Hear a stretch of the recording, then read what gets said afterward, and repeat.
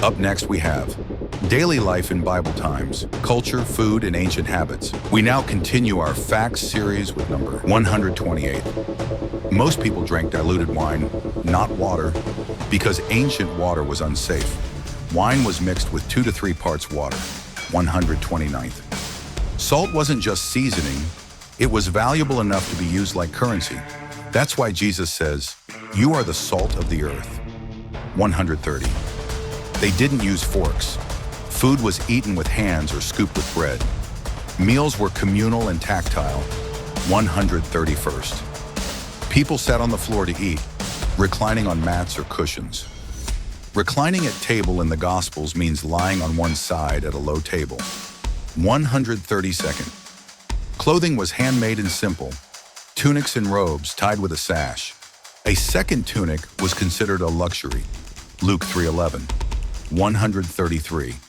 The average man wore sandals made from leather or woven fibers. That's why removing sandals was an act of reverence. Exodus 3:5. 134. To show grief, people tore their clothes and threw dust on their heads. It was a visible display of mourning. 135th. Women often ground grain by hand using heavy millstones. Jesus refers to millstones as heavy enough to drown a person. Luke 17:2. 136.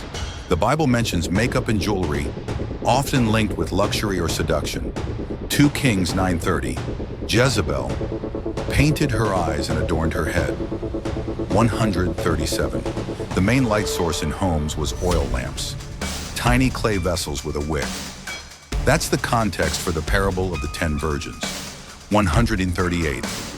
Houses were made from mud brick and often had flat roofs for sleeping or storage. That's why they could lower a man through the roof to Jesus. Mark 2:4. 139. People rarely bathed with soap. They used olive oil and scraping tools. It was more like a spa routine than a shower. 140th. Names in the Bible often had meaningful definitions. Isaac means laughter. Elijah means, "My God is Yahweh." 141. Clothing dyes were expensive, especially purple, which came from sea snails. Lydia in Acts 16 was a dealer of purple cloth, a sign of wealth. Please tap the like, comment amen, and don't miss the rest of this amazing series and other future concepts by subscribing to Daily Essential Wisdom, and have a blessed day.